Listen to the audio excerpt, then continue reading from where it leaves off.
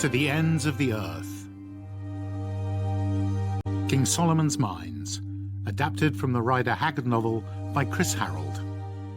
Episode 2.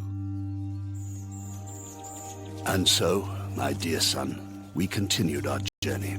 Sir Henry, Captain Good, Umbopa and I along Solomon's Great Road on our journey to Lu, the heart of Kukuanaland, where we were to meet Twala, the king who had murdered his way to power.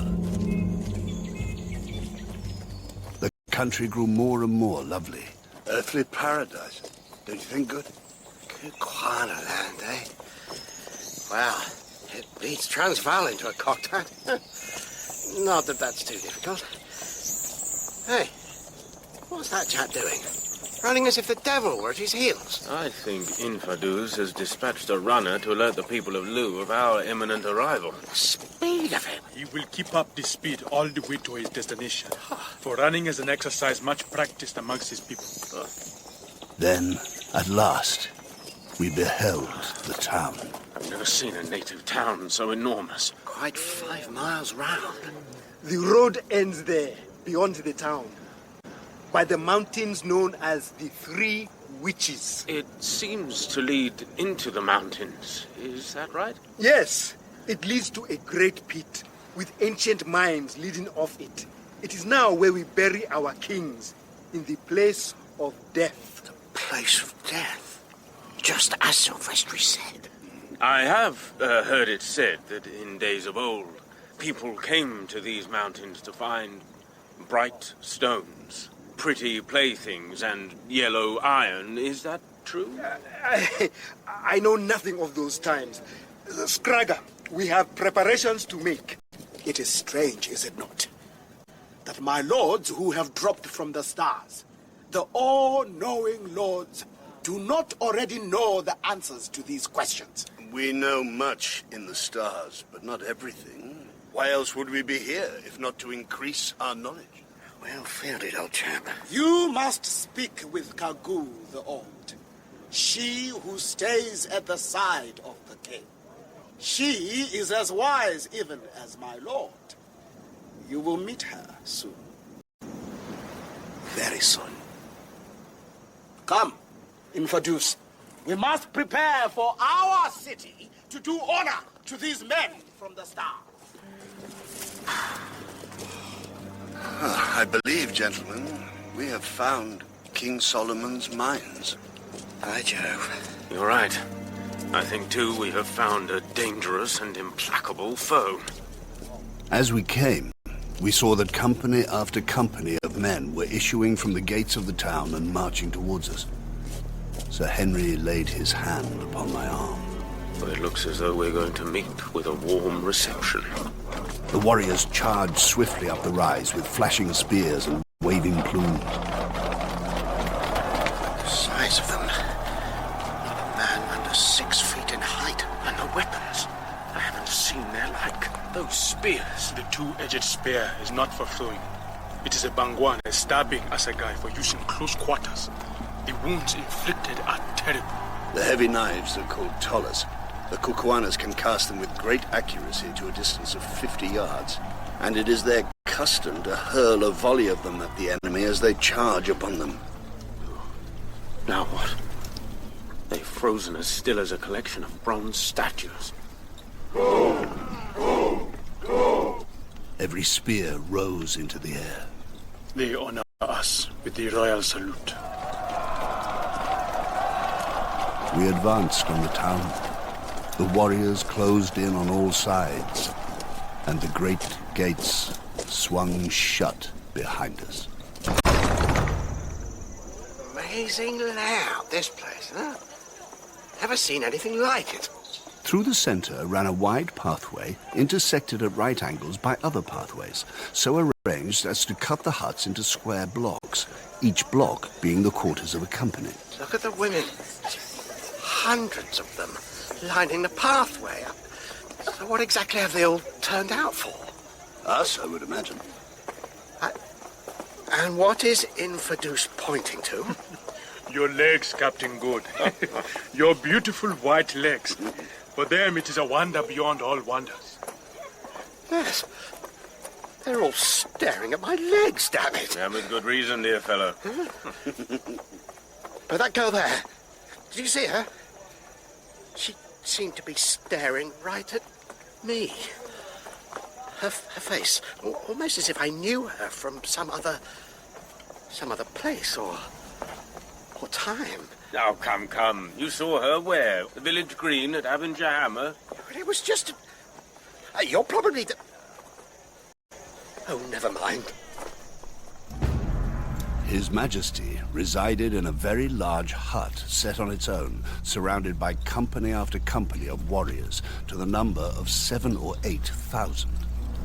These men stood still as statues as we advanced through them, and it is hard to give an adequate idea of the grandeur of the spectacle which they presented, with their waving plumes, their glancing spears, and iron-backed ox-hide shields. The silence was broken by the strangest of voices from within the hut. Be prepared, O people, for the king is coming. He is coming.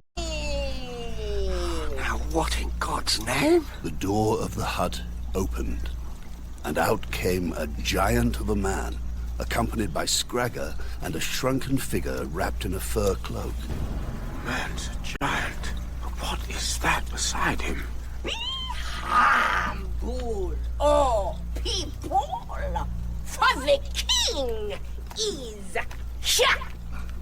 That is Gagur. And this is Twala. Twala was a truly alarming spectacle. An enormous man. He had but one gleaming black eye, for the other was represented by a hollow in his face. Look at that. On his brow. It's the biggest diamond you've ever seen.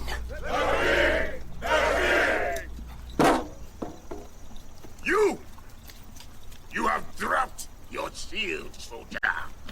You dishonor your king. Come hither.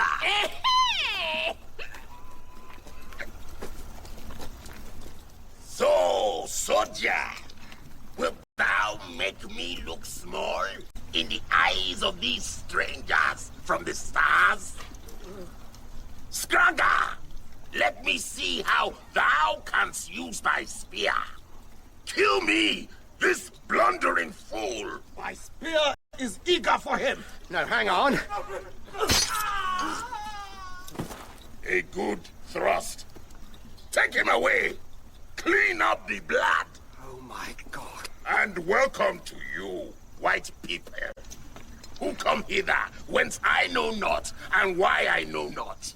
Greetings from the stars, they say. This is not to be borne. Be silent. Let me handle this. Our lives depend upon it. We come from the stars. Ask us not how. We come to see this land. You journey from a great distance to see our small world. And that man with you, does he also come from the stars? There are people of thy color in the heavens above, but ask not of matters too high for thee, Twala the king. Remember that the stars are far off, and you are here. How if I make you as him, whom they just bore away? Oh, king, be careful. Walk warily over hot stones, lest you should burn your feet. Touch but one hair of our heads, and destruction shall come upon thee. Have you not heard what manner of men we are? Have you ever seen the like of him? His teeth! Has Scragga not told you how we strike with death from afar? He has! But let me see you kill a man, and I will believe. We do not shed the blood of men except in just punishment. Kill me a man, and then I will believe. Twala, I will show you the power of the magic tube. You will? The soldier beside you. Take his spear, if you dare, King Twala. I dare anything. What are you going to do? I hope I'm going to make the best shot of my life. Extend your arm. Hold it out beside you. Turn the flat of the blade towards me. Stay quite still, and I shall show you the magic of the stars. Absolute silence.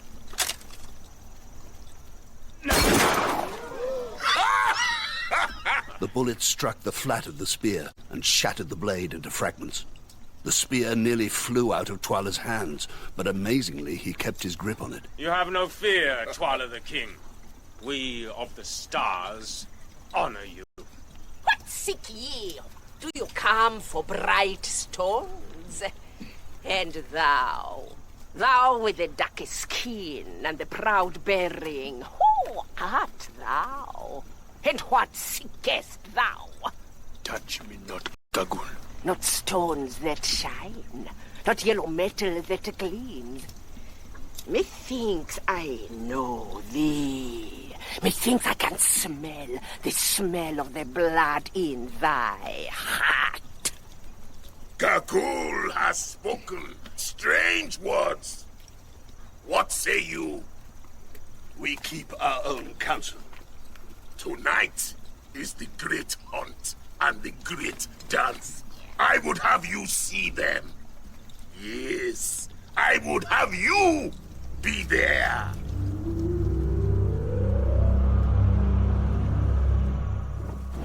Infidus, we would speak with thee. Let my lords say on. It seems to us, Infidus, that Twala the King is a cruel man. It is so, my lords. Alas, the land cries out because of his cruelties. Tonight you shall see.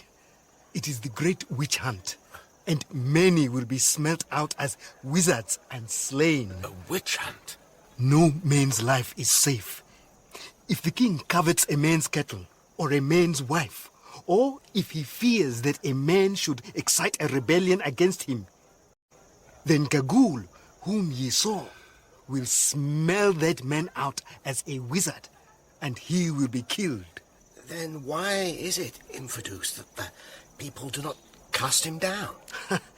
If he were killed, Skraga would reign in his place, and the heart of Skraga is blacker than the heart of Twala, his father.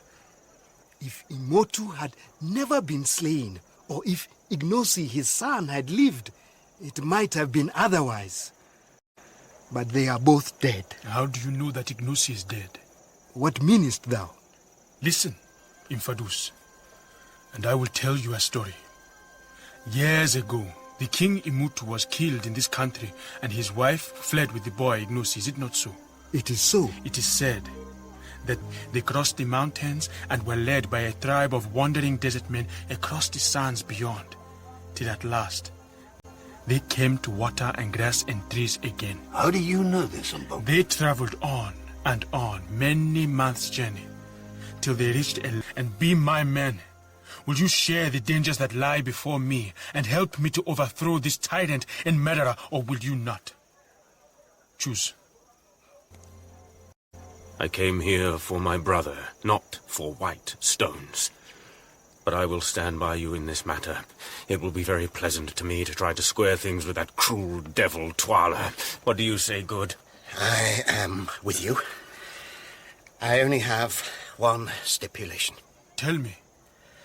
That I am allowed to wear trousers. Oh, even I may not be able to overcome the will of the people. And what say you, Macumazahn? Are you also with me, old hunter, cleverer than a wounded buffalo? I don't like revolutions. I'm a man of peace, and a bit of a coward. On the other hand, I stick up for my friends, and I will stick by you. But I am a trader, and have to make my living. So I accept your offer about those diamonds. I do have a stipulation that you must help us find Sir Henry's lost brother. That I will do. Infidus, by the sign of the snake about my middle, tell me the truth. Has any white man, to thy knowledge, set his foot within the land? None. Thou hearest, Sir Henry. He has not been here. Well, there it is. I suppose that he never got so far. Poor fellow. So it has all been for nothing. Now for business. It is very well to be a king by right divine, Umbopa, but how do you propose to become a king indeed? I know not. Ifadus, hast thou a plan? Tonight, very soon, is the great witch hunt. Many shall be smelt out and perish, and there will be grief and anguish and fury against the King Twala. And then the sacrificial dance. When the dance is over, then I will speak to some of the great chiefs who in turn, if I can win them over, will speak to their regiments. Or perhaps you men from the stars have a more powerful plan. I think I do have a plan, Infidus, that can help you rally support from the great chiefs. And it does indeed involve the stars. Nearest, damn it. The troops are being summoned. The witch hunt is about to begin. We shall take our revolvers, I think, should events turn against us. 3 revolvers against thousands of Kukuana. Futile. And if I haven't got this quite right, it will cost us our lives. Let me explain.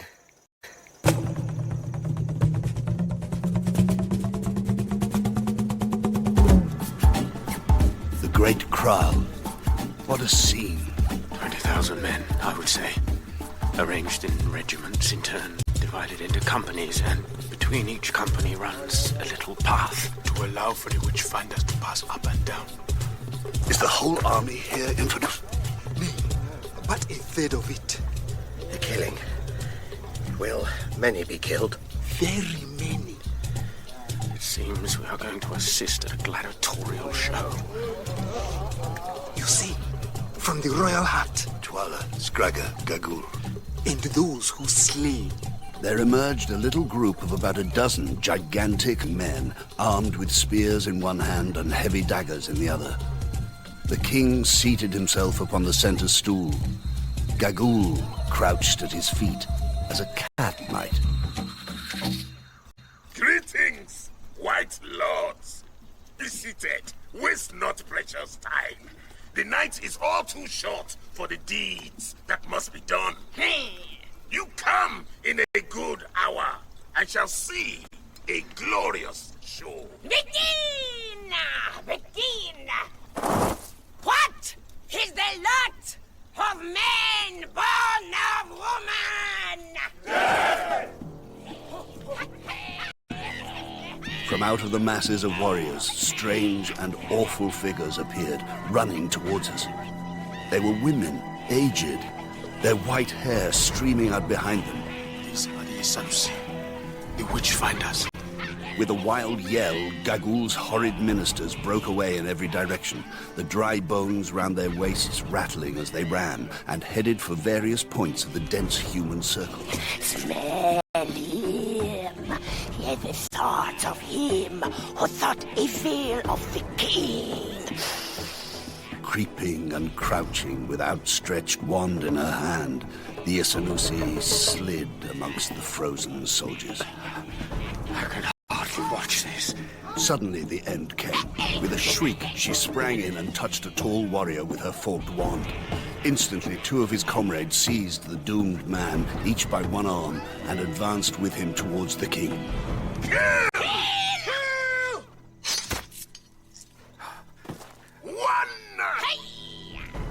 Hardly was the thing done before another poor wretch was brought up, like an ox to the slaughter. This time we could see from the leopard skin cloak which he wore that the man was a person of rank. And so the deadly game went on, and the bodies piled up. Then matters took a very different turn. Damn it all. Gagul is coming this way. Hang me if I don't believe she is going to try her games on us. Your plan, good. My hands are tied by time itself. We can do nothing for at least a quarter of an hour. Nearer she came, all eyes in the vast assemblage upon her. At last she stood still. and pointed. Umbopa, I knew this moment would come. Kill him! He is full of evil! Kill the stranger! O king, this man is the servant of your guests. By the sacred law of hospitality, I claim protection for him. Kagul, mother of the witch-finders, has smelt him out. And he must die, white men. He who tries to touch him shall die indeed. Seize him! Stand back! If you would see tomorrow's light, touch one hair of his head, and your king dies. Well, what is it to be, Twala? Put away your magic tubes. You have adjured me in the name of hospitality, and for that reason, but not from fear of what you can do. I spare him. For now. It is well. We are weary of slaughter, and would sleep. Let these dead men be flung out to the hyenas and vultures. And now, after the witch hunt, the dance. Umbopa, I am grateful and shall not forget. No, I don't like it. That was too easy. And look, Twala is gathering some of his senior men about him. Our troubles are far from over. Let the dance begin!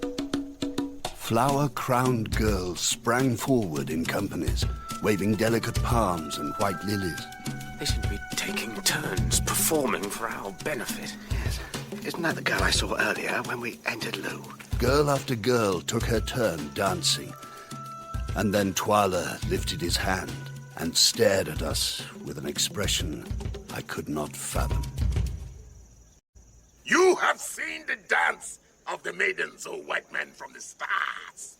Which of them deem ye the fairest? Be careful how you answer, for I think there is no right answer to this question. The fairest? No doubt about it in my mind. Her. It is the nature of the dance that the fairest be offered up for sacrifice. Sacrifice? She must die! But why, O king? She has danced well and pleased us. It is our custom.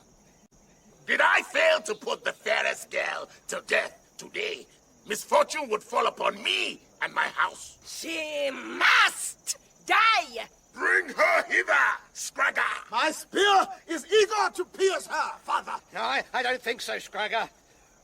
What is your name? You who dance the best. I am Fulata. Please, please, I am not the fairest. It is not my destiny to die today. Fulata. That's a pretty name. It suits you well. Walk over here to me. The girl is ours. We shall not give you the girl. Here you are, Fulata.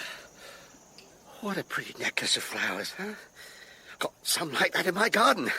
That girl is ours! It shall not be. Come but one pace nearer, and we gods will put out the moon like a wind-blown lamp and plunge your land into darkness. You sure about this, Good? I told you, I read about it in my almanac. On July the 4th, the moon passes directly behind the Earth into its shadow. Your eclipse of the moon, where is it? Should be happening right now, but it seems to be late. It's made me worry that it isn't visible in these latitudes in South Africa. But the almanac.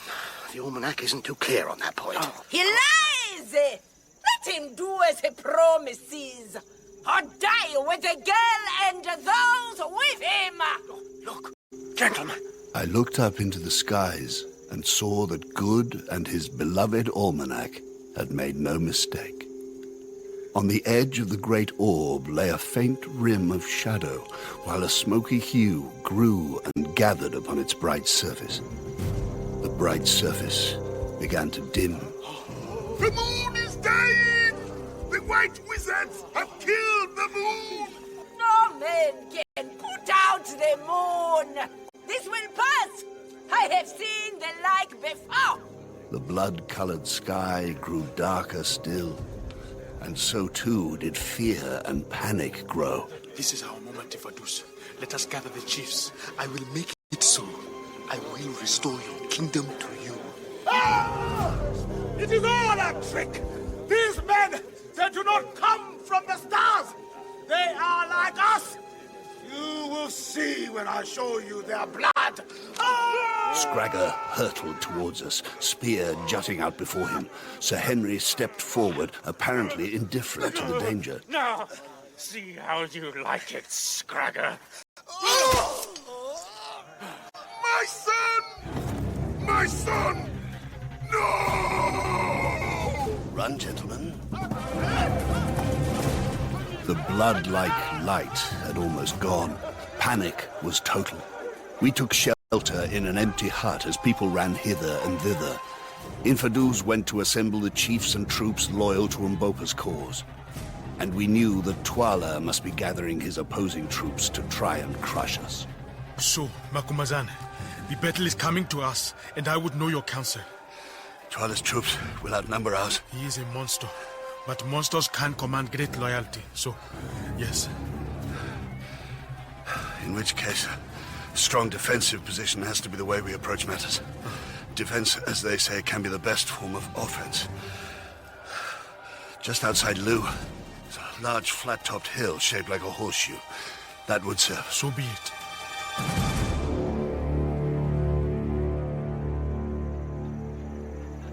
Dawn broke on the horseshoe hill. Our troops had assembled a formidable body of men. But surrounding the horseshoe hill, a sea, an ocean of warriors, plumes on their heads, knives and spears shining. How many infidels? Ours or theirs. The chiefs have brought us 18,000 men. Everyone will give their lives to see Twala brought down. And Twala's warriors? I would say some 35,000 of them. And they will give their lives to see us brought down? Without a second's thought. Right. We'll have to fight twice as hard. Quatermain, you're looking a bit glum. Me? Not at all. Long, ant-like columns of warriors were joining those who already surrounded our horseshoe hill. God, there seemed no end to them. They are going to attack on 3 different fronts. You're right, probably all 3 fronts simultaneously. I shall ask each of you to join one of our 3 flanks. It will inspire our men. If you really think so, be an honor. We'd better shake hands, gentlemen. In case, well, you know. God bless you, chaps. Good luck to us all. A mass of struggling warriors. Men fell as fast as leaves in an autumn storm. I used my rifle to some advantage, but soon the ammunition was gone. I fought hand to hand with a tolla, the ferocious knife peculiar to the Kukwanas, and the blood raged through my veins. A young fellow came at me. His eyes, Harry, were close together, and he had tufts of face hair, and there were smears of white stuff, ground maize in his hair, and he came at me with terrible abandon, and the blood in my veins quietened, and I became filled with all the calm of an iceberg. I smote him 3 times, and down he went, the fellow who had just had maize for breakfast. About your age, Harry. May my soul be damned. How can men love war? How can men overthrow one such as Twala without going to war?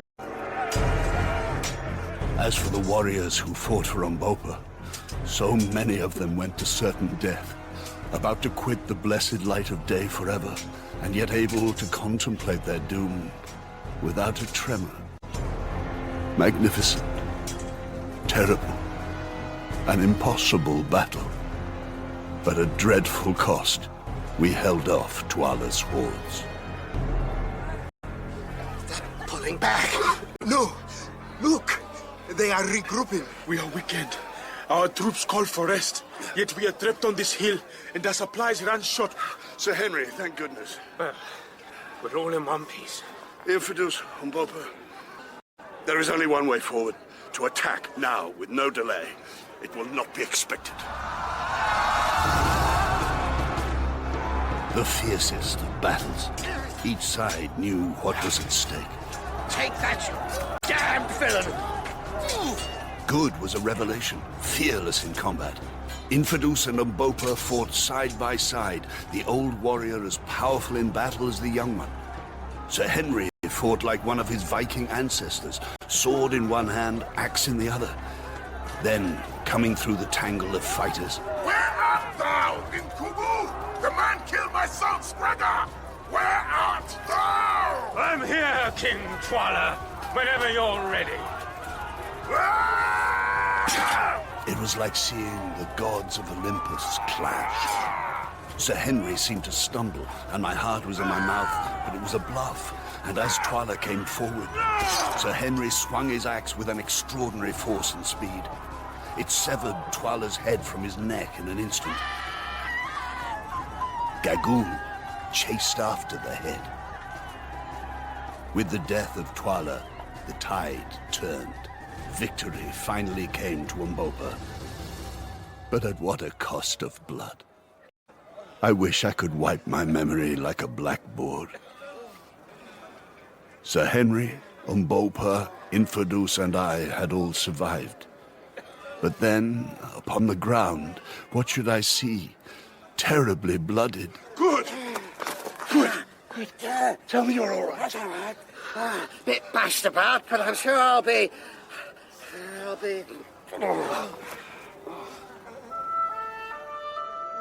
Good's recovery was slow but sure.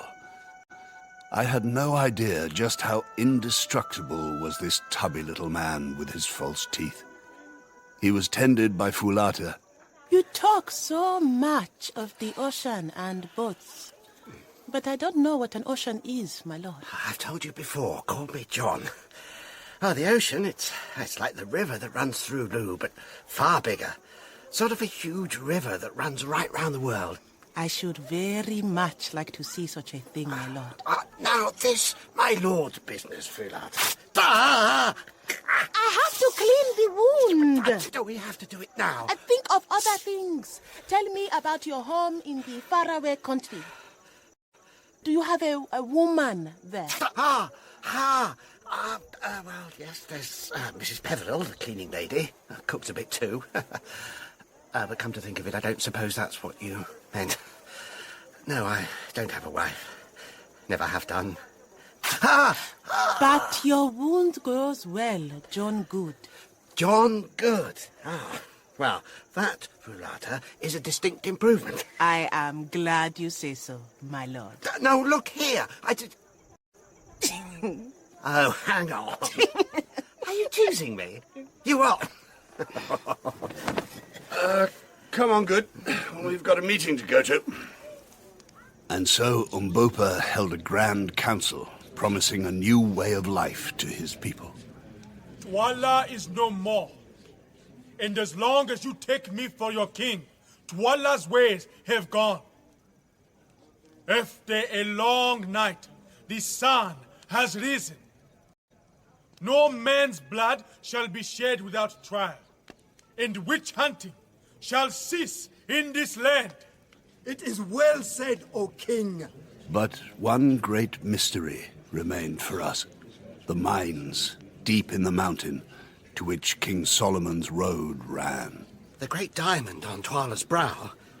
That must have come from the mines. If my brother did cross the desert and did come here in his impossible quest, he might possibly have left some trace of himself in the mines. We have made our journey. It seems foolish not to complete it. Whether it is riches you seek or a lost brother, you will need a guide to what they call the place of death. You, Umbopa? Oh, I know nothing of the mines. The secret died with Twala. Only one person can help you. Bring her here!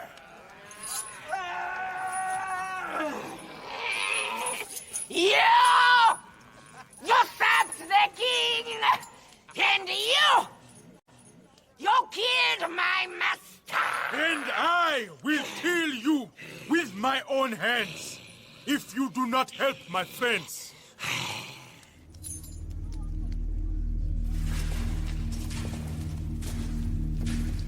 Gagul led the way. Sir Henry and I were right behind her, and slightly behind us. You shouldn't be with us, Fulata. No. Whither you go, I go also, my lord. Now, I've told you about this law business. It's only bats. My friends from the darkness. Fulata and Good, lost in each other. The river at the end of my garden. I would give anything to see it. I keep a little skiff there. Rowing boat. You have told me of them. Well, we have a funny old tradition. We name them after women. And you know what I thought. At length, we came to a vast cave, lit from 100 feet above by, I conjectured, shafts connected with the outer air, lined with what looked like pillars of ice, but were in reality huge stalagmites. How much of this place is man's work and how much nature's? Like a cathedral, but greater than any cathedral ever built. Even down to those side caves. Like chapel. Come on. Let us be about our business. This way. You're about to come face to face with death. And so we did. A massive stone table with a colossal white figure at its head and life-sized white figures all around it. The kings of Koguana land. Hell's teeth. Next, we saw a brown thing seated on the table in the center. The body of Twala, quite naked, the head which Sir Henry's battle axe had severed, resting upon its knees. And the endless, dripping sound.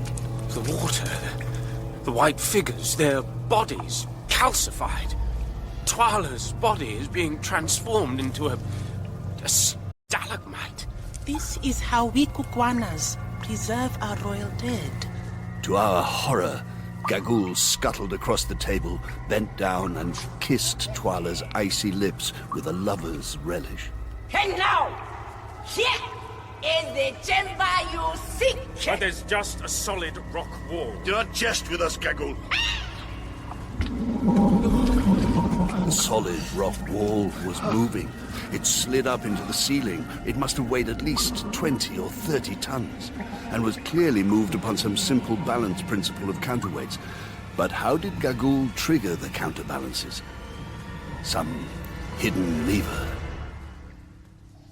Enter, white men from the stars, and look upon the bright stones that you seek so dearly.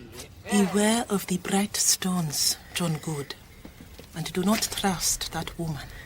I wouldn't invite her to my summer garden party. Has any white man been in this chamber? The secret has been kept between the kings, whomsoever they be, and Gagul. There, in that corner. Help me, you chaps!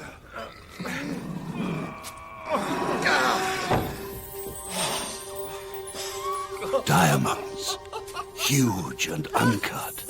What a richness and radiance. Some of them big as pigeons' eggs. And in this box.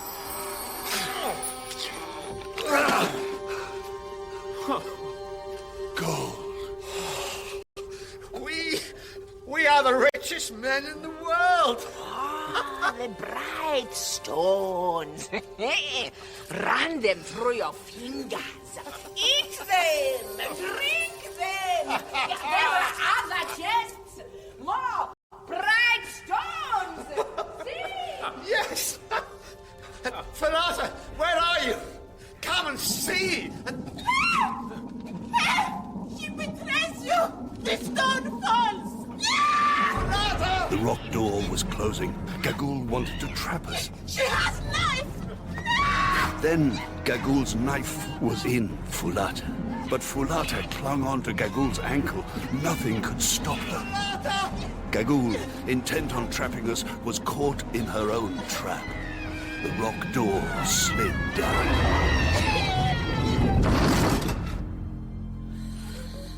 Fulata, my dearest girl. John Good, hold me in your arms. Fulata. I met you. I loved you. Oh, God.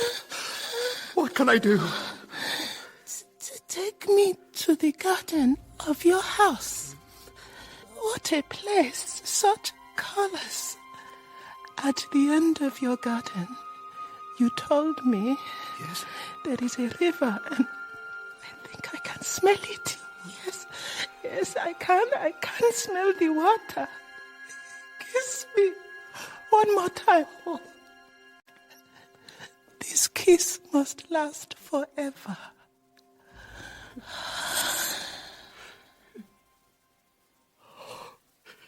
She's dead. She's dead. My poor dear fellow. I'm sorry, Good. Damnably sorry. And the fact of the matter is, all of us will soon be joining her. Don't you see the simple truth of it? We're buried alive. No levers or secret springs. The stone door only opens from the outside. He was right. The rock door had closed forever, and the only brain which knew its secret was crushed to pulp. Well, let us divide the food and water.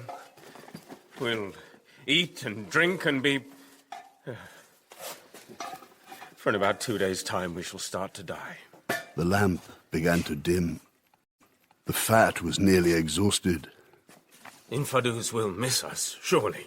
Why, yes. Soon he will begin to search for us. He will search in vain.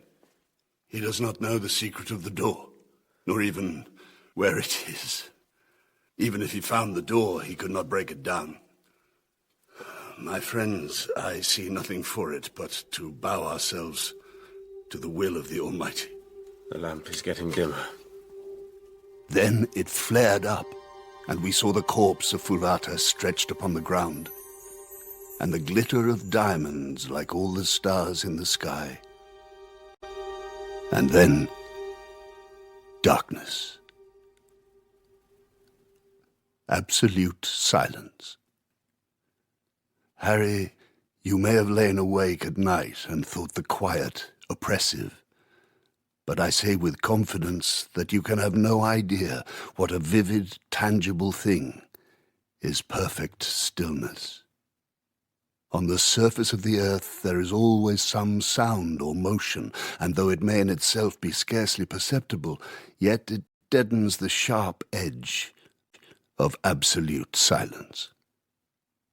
But here there was none. We were buried in the bowels of a huge snow-clad peak. We were as men already in the grave.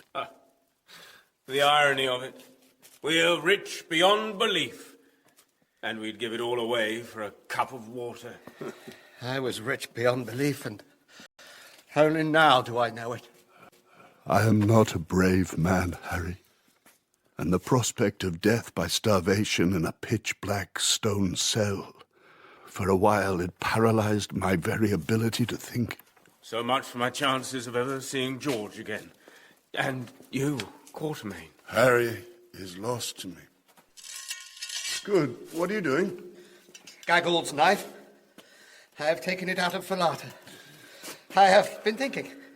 The instrument by which I lost Fulata, this might well be the instrument by which I find her again. I have some surgical training. I know the artery to cut.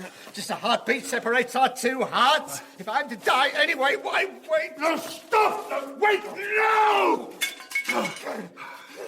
Now listen to me! Have you noticed how the air in this place stays fresh? Oh, what of it? What are you getting at?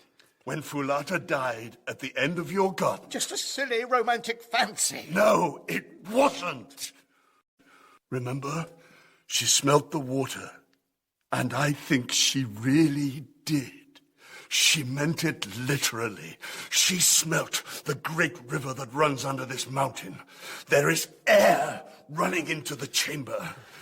There is, if the gods are on our side, another way out of this place. She smelt the water. We explored the chamber in pitch darkness. At one ghastly moment, I put my hand on something cold. Fulata's face. Perhaps my thinking was false. Here. Here. On the floor, the stone sounds hollow. Over here, my friends.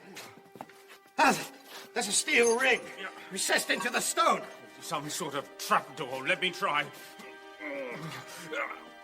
Nothing. Damn hell. Together, gentlemen. Quatermain, Sir Henry, let us link hands through the ring, huh? And 1, 2, 3, now!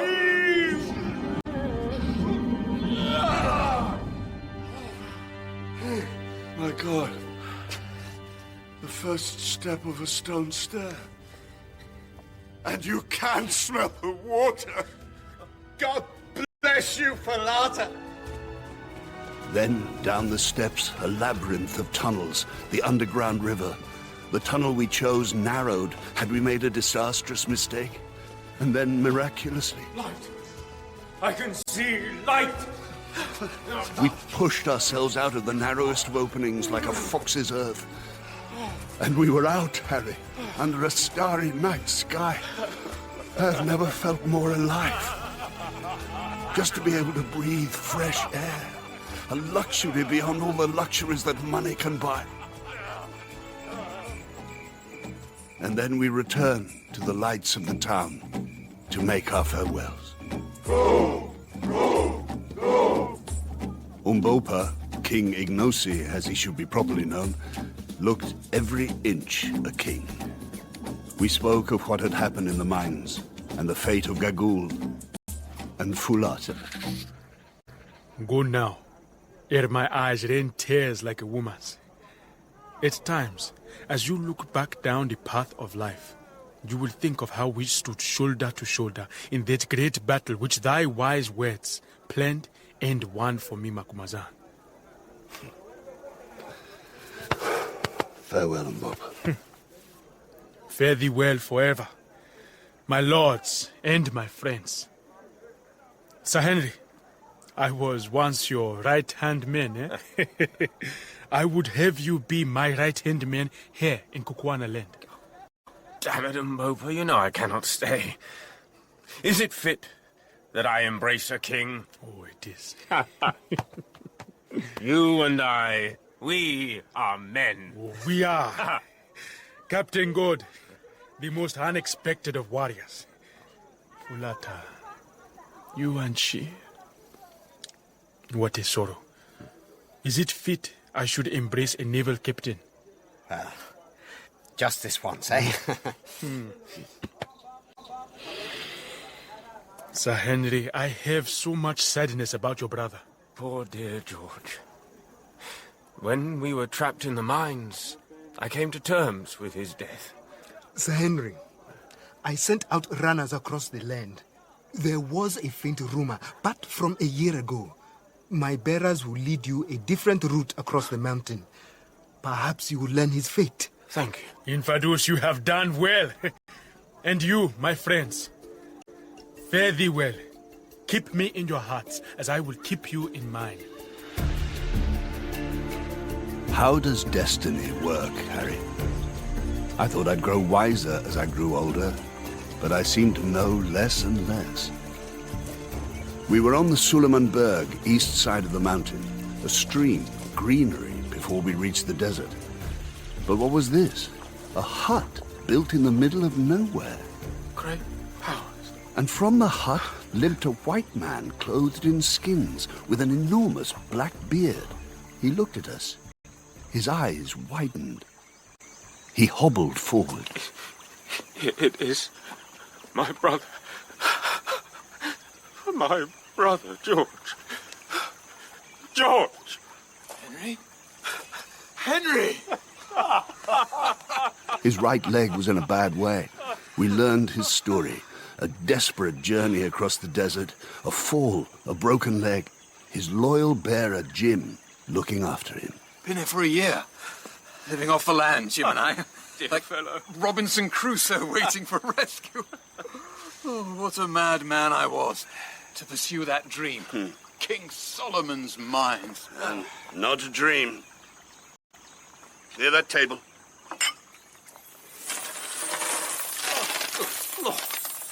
That's a fortune. One of us had to be practical. There's gold, too. Filled my pockets until they were bursting, and then my knapsack. We will all of us lack for nothing for the rest of our lives. Oh, George, we could restore the old manor. I'd like that more than anything. You and I. I've always had a dream of running a modest yacht, you know, take her out on the Solent now and again. I think you should do exactly that, Captain Good. I could also, following the naval tradition, suggest a name for your yacht. How do you mean? Oh. Damn right. She'd have liked that.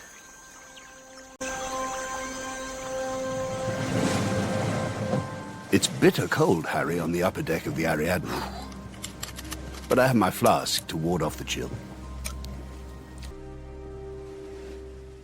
Emanuela Cole, and George was Finlay Robertson. King Solomon's Mines was directed by Liz Webb.